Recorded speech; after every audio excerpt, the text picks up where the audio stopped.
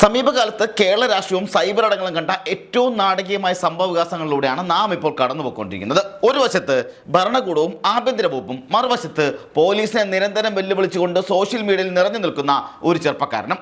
അർജുൻ ആയങ്കിയും ആകാശ് തില്ലങ്കനുമൊക്കെ CPM-ന്റെ മലബാറിലെ സൈബർ പോരാളികളും ഒപ്പം തന്നെ ഗുണ്ടാപ്പണി എടുക്കുന്നവരുമാണ്.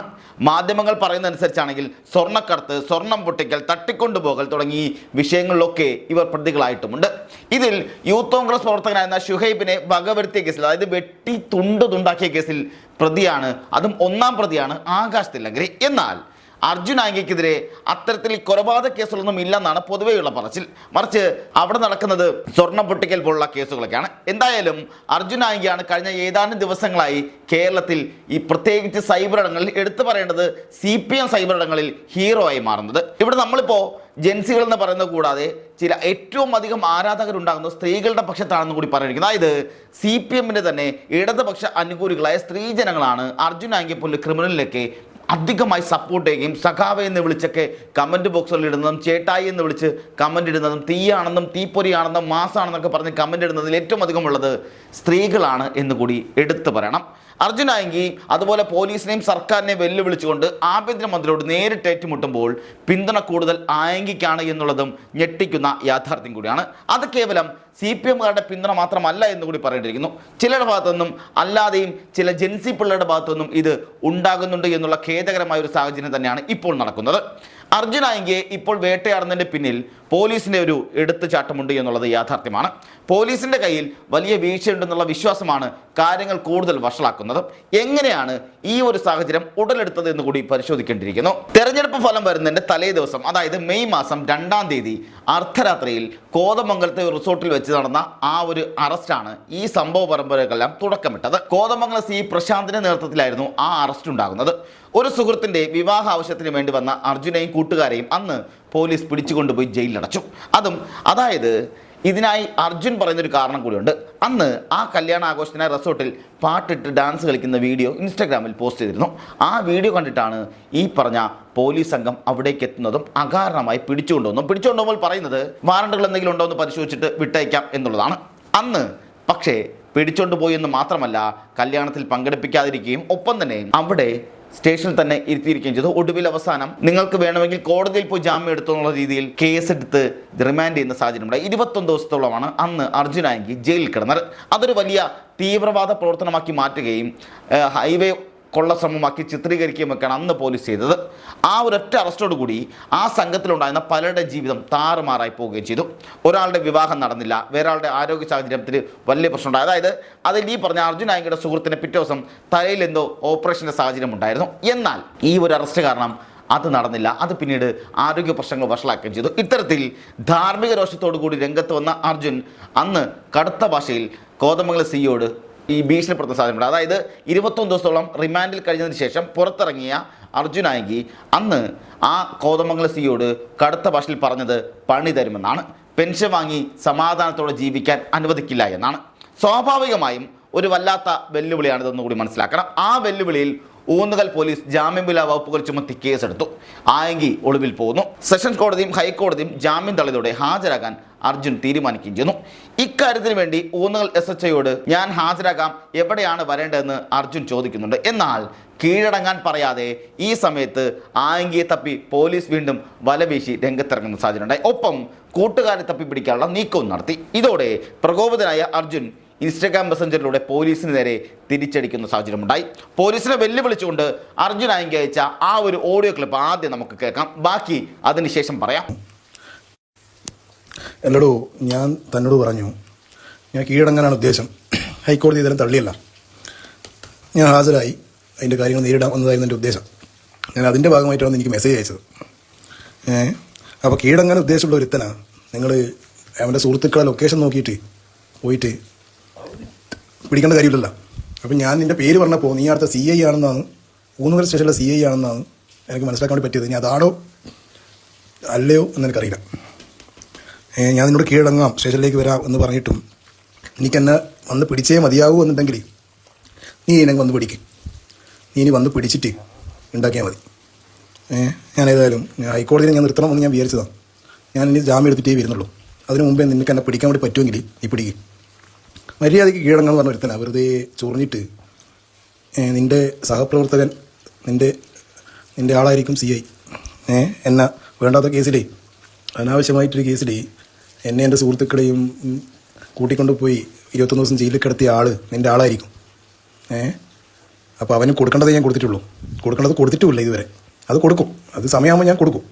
അപ്പോൾ എനിക്ക് അത്രത്തോളം അവനോട് ആത്മാർത്ഥത ഉണ്ടായിട്ടാണ് നീ എന്നെ പിടിക്കാൻ വേണ്ടി എൻ്റെ സുഹൃത്തുക്കൾ ലൊക്കേഷനും എടുത്തിട്ട് അവരുടെയൊക്കെ പോയി നിൽക്കുന്നുണ്ടെങ്കിൽ നിന്നെ കൊണ്ട് പിടിക്കാൻ വേണ്ടി പറ്റുമെങ്കിൽ നീ പിടിക്കും. ഇനി ഞാനും അതേ സെറ്റപ്പ് തന്നെ. ഞാൻ മര്യാദയ്ക്ക് അതിനോട് പറഞ്ഞ് കീഴടങ്ങുമല്ല ഹാജരാവാം. കീഴടങ്ങൽ എന്നുള്ളൊരു ഒരു പദപ്രയോഗം. ഹാജരാവാം ഞാൻ മര്യാദയ്ക്ക് എന്നോട് പറഞ്ഞു. അപ്പോൾ എനിക്കെന്നെ പിടിച്ചേ മതിയാവുന്നുണ്ടെങ്കിൽ നീ പിടിക്കും. നീ നിന്നെ കൊണ്ട് എന്നെ പിടിക്കാൻ വേണ്ടി പറ്റുമെങ്കിൽ നീ പിടിക്കും. ഞാനിത് കുറച്ച് കാലമായി ഞാൻ പോലീസുകാർ കാണുന്നത് തുടങ്ങിയിട്ടു. നിൻ്റെ ബുദ്ധിക്കനുസരിച്ച് എനിക്ക് എന്നെ പിടിക്കാൻ വേണ്ടി പറ്റുമെങ്കിൽ നീ പിടിക്കും. ഞാൻ ഈ കീഴടങ്ങുന്നില്ല, ഹാജരാകുന്നില്ല, ഒരു പറയൂല കേട്ടോ. അല്പമെങ്കിലും മാന്യമായിട്ട് കൈകാര്യം ചെയ്യടാ. ഒരു തെണ്ടി കാക്കി കുപ്പായി വിട്ടിട്ട് കുറച്ച് ആൾക്കാരെ ജീവൻ നശിപ്പിച്ചതിൻ്റെ ഭാഗമായിട്ട് ഒരാളൊരു വികാരപ്രകടനം നടത്തിയതിന് എനിക്ക് സഹപ്രവർത്തനമുള്ള സ്നേഹം ആത്മാർത്ഥമായിട്ട് വരിഞ്ഞൊഴുകുന്നുണ്ടെങ്കിൽ നീയും അതേ സ്വഭാവമുള്ളൊരുത്തനാണ്. നീയും ആ കാക്കി യൂണിഫോം ഇടാൻ വേണ്ടി അർഹനല്ല എന്നതിൻ്റെ അർത്ഥം കേട്ടോ. ആ ഒരു തെണ്ടിക്ക് വേണ്ടിയിട്ട് നീയൊന്നും വല്ലാണ്ട് പണിയെടുക്കേണ്ട കാര്യമൊന്നുമില്ല.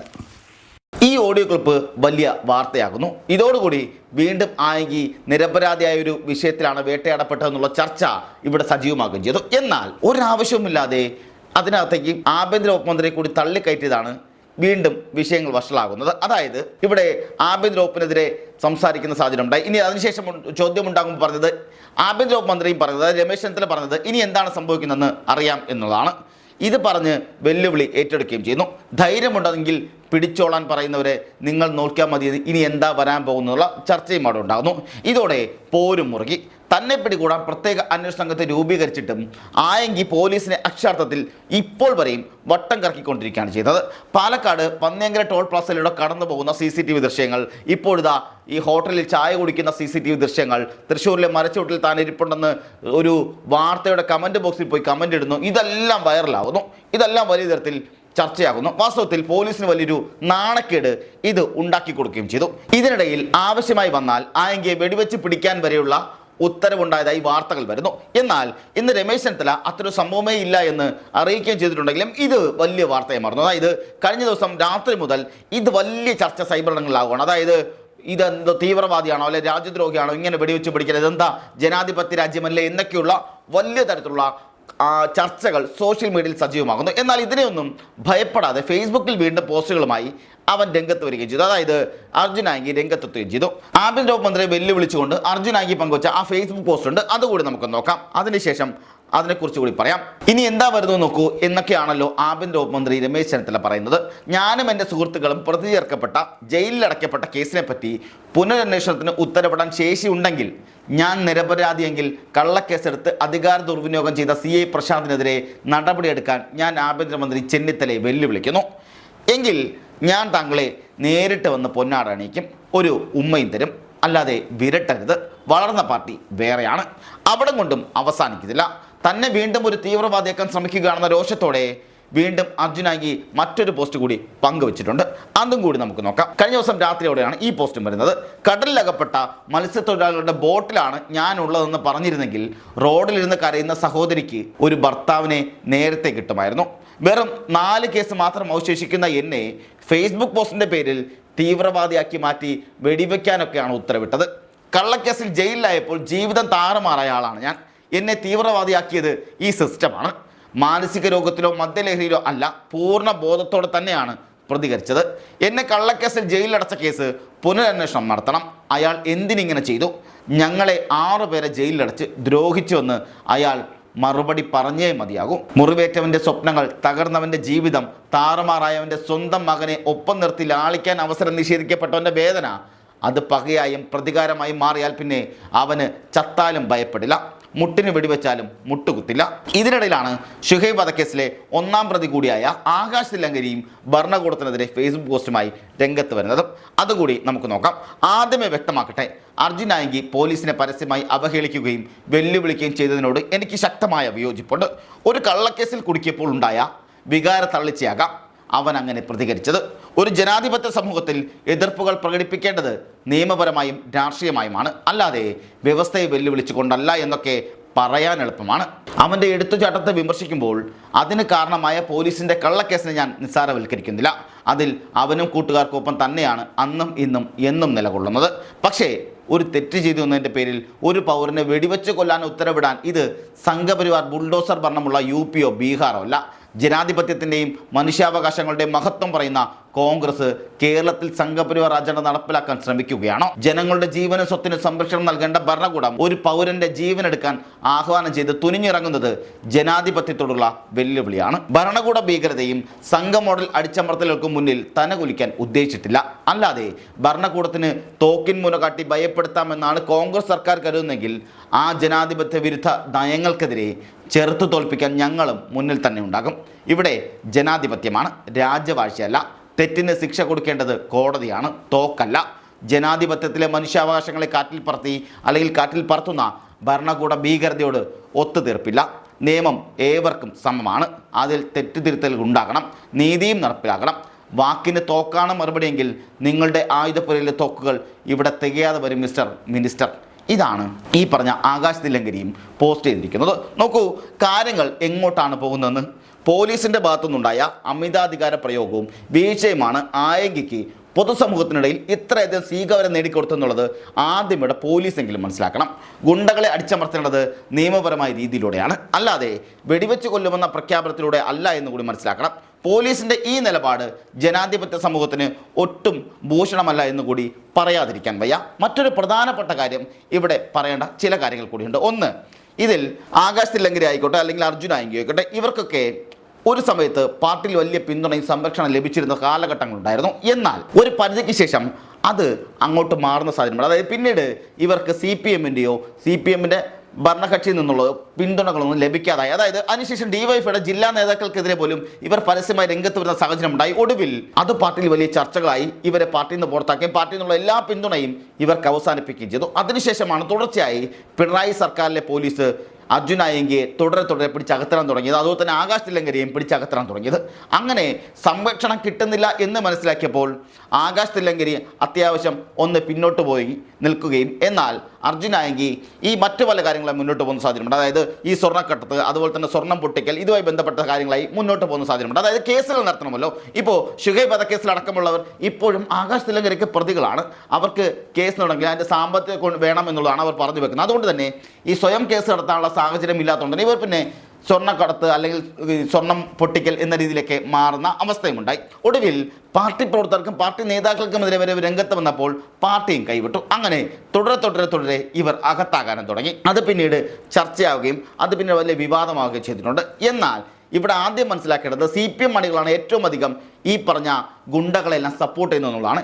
സൈബർ ഇടത്തിൽ വലിയ ആഘോഷമാണ് ഇവർക്കെതിരെ ഉണ്ടാകുന്നത്, അല്ലെങ്കിൽ ഇവർക്ക് വേണ്ടിയിട്ടുണ്ടാകുന്നത്. അതായത് ആകാശ് തില്ലങ്കരി മാസാണ്, പവർഫുള്ളാണ്, അല്ലെങ്കിൽ ഏട്ടായിയാണ്, തീപ്പൊരിയാണ് എന്നൊക്കെ പറഞ്ഞുള്ള കമൻറ്റുകൾ കണ്ടാൽ ചിരിച്ച് ചാകുന്ന അവസ്ഥ ഉണ്ടാകുന്നുണ്ട്. ഇവർ മനസ്സിലാക്കേണ്ട പ്രധാനപ്പെട്ട കാര്യം, ഒന്ന്, അർജുൻ ആയിക്കയോ ആകാശ് തില്ലങ്കയോ പാർട്ടി പ്രവർത്തകരോ സഖാവോ അല്ല എന്നുള്ളതാണ്. അവരെ ഒരു സമയത്ത് പാർട്ടി സംരക്ഷിച്ചിരുന്നു എന്നുള്ളത് യാഥാർത്ഥ്യമാണ്. പിന്നീട് അവർ പാർട്ടിക്കെതിരെ തന്നെ തിരിഞ്ഞപ്പോൾ പാർട്ടി തന്നെ ഇവരെ മുളയിൽ നുള്ളിക്കളഞ്ഞതാണ്. അവരെയാണ് നിങ്ങളിപ്പോൾ ഈ പറഞ്ഞ ആരാധക പരിവേഷത്തോടു കൂടി മാസായി കൊണ്ടു നടക്കുന്നതെന്നുകൂടി ആലോചിക്കണം. മറ്റൊന്ന്, ഇവിടെ കഴിഞ്ഞ ദിവസങ്ങളിൽ വന്ന ഈ പറഞ്ഞ വെടിവെച്ച് പിടിക്കുക എന്നുള്ള ഇതിനെ ആഘോഷിക്കുന്ന UDF-ൻ്റെ പ്രവർത്തകരോടാണ്. അവരാദ്യം മനസ്സിലാക്കേണ്ടത് ഇവിടെ സംഭവിച്ചിരിക്കുന്നത് പോലീസിനുണ്ടായിട്ടുള്ള ഈഗോ ഹർട്ടാണ്. അതായത് പോലീസിൻ്റെ ഈഗോ ഹേർട്ടായതാണ് ഇവിടെ ഇപ്പോൾ ഈ വെടിവെച്ച് പിടിക്കൽ, വളഞ്ഞിരിക്കുന്നു, വല വിരിച്ചിരിക്കുന്നു എന്നുള്ള രീതിയിലുള്ള സംഘങ്ങളും ഈ പറഞ്ഞ സംഭവങ്ങളിലുണ്ട്. അതിൻ്റെ പ്രധാനപ്പെട്ട കാരണം അർജുൻ ആയങ്കിയുടെ ഓഡിയോ ക്ലിപ്പ് പുറത്തു വരുന്നു. ആ ഓഡിയോ ക്ലിപ്പ് വലിയ ചർച്ചയാകുന്നു. അതിൽ പോലീസിന് വലിയ നാണക്കേടാകുന്നു. അതിൻ്റെ പേരിൽ പിടിക്കാൻ ഉത്തരവിടുമ്പോൾ എന്താ സംഭവിക്കുന്നത്? ഫേസ്ബുക്കിലൂടെ വീണ്ടും പുതിയ പോസ്റ്റുകൾ ഇടുന്നു. അതും പോലീസിന് വലിയ നാണക്കേടാകുന്നു. അതായത് ഇത്ര കഴിവിട്ടവരാണോ കേരള പോലീസിനുള്ള ചർച്ചകൾ സോഷ്യൽ മീഡിയയിലടക്കം ഉണ്ടാകുന്ന സാഹചര്യമുണ്ടായി. അങ്ങനെ പോലീസിന് ഈഗോ ഹേർട്ടായപ്പോൾ എങ്ങനെയും പിടിക്കുക എന്നുള്ളതായി ഇവിടുത്തെ സംഭവം. അതാണ് ഈ നടക്കുന്ന സംഭവ വികാസങ്ങളെല്ലാം. ഇതിൽ ആദ്യം UDF പ്രവർത്തകർ മനസ്സിലാക്കേണ്ട ഒരു കാര്യം എന്ന് പറയുന്നത്, സുജിത്ത് അടക്കമുള്ള കോൺഗ്രസിൻ്റെ യൂത്ത് കോൺഗ്രസിൻ്റെ പ്രവർത്തകരെ ചെവിക്കലടക്കം തല്ലിപ്പൊട്ടിച്ചത് ഇതേ പോലീസാണ്. അവരുടെ ഈഗോ ഹേർട്ടായതാണ് അതിനെല്ലാം കാരണം. അതേ ഈഗോ തന്നെയാണ് ഇവിടെ ഹേർട്ടായിരിക്കുന്നത്. അവിടെ അതുകൊണ്ട് തന്നെ പോലീസ് ഭയങ്കര മാസാണെന്നൊന്നും പറഞ്ഞു നടക്കരുത്. കാരണം ഇവിടെ ഉണ്ടാകുന്നത് കഴിഞ്ഞ പിണറായി സർക്കാരിൽ നിന്ന് ഇപ്പോഴത്തെ VD സതീശൻ സർക്കാരായിട്ട് മാറിയിട്ടേ ഉള്ളൂ. അല്ലാതെ പോലീസിൽ യാതൊരു മാറ്റവും വന്നിട്ടില്ല. പോലീസ് ഇപ്പോഴും അതേ പോലീസും ആ പഴയ പോലീസ് ഉദ്യോഗസ്ഥരൊക്കെ തന്നെയാണ്. അവരിൽ സർക്കാർ മാത്രമേ മാറിയിട്ടുള്ളൂ. സിസ്റ്റം ഇപ്പോഴും അത് തന്നെയാണെന്നുള്ളത് മനസ്സിലാക്കി വെക്കാൻ നല്ലതാണ്. നമുക്കിവിടെ ഉണ്ടാകേണ്ടത് എല്ലാവർക്കും നീതി നിയമവും തുല്യമായി ലഭിക്കുക എന്നുള്ളതാണ്. അത് ഒരാളെ വേട്ടയാടാനും അനുവദിക്കരുത്, അതുപോലെ ഒരാൾക്ക് അമിതമായ നീതിയിൽ നിന്ന് അല്ലെങ്കിൽ നിയമ സംവിധാനത്തിൽ നിന്നുള്ള ഗുണങ്ങളും ലഭിക്കരുത് എന്നുള്ളത് തന്നെയാണ്. കാരണം എല്ലാവർക്കും തുല്യമായി തന്നെ ഇത് ലഭിക്കുക വേണം. അത് പ്രതിയായിരുന്നാലും വാദിയായിരുന്നാലും ആർക്കായിരുന്നാലും നീതി കൃത്യമായി ലഭിക്കുക തന്നെ വേണം. പകരം ഇവിടെ പോലീസിൻ്റെ ഈഗോ ഹേർട്ടായതുകൊണ്ട് ഒരാളെ മനഃപൂർവ്വം കള്ളക്കേസിൽ കൊടുക്കുകയോ അല്ലെങ്കിൽ പോലീസ് ഒരാളെ മനഃപൂർവ്വം ഈ പ്രതിപട്ടയിൽ നിന്നും ഒഴിവാക്കി ചെയ്യുന്നതിനോട് ഒരിക്കലും യോജിക്കാനും കഴിയില്ല, അംഗീകരിക്കാനും കഴിയില്ല.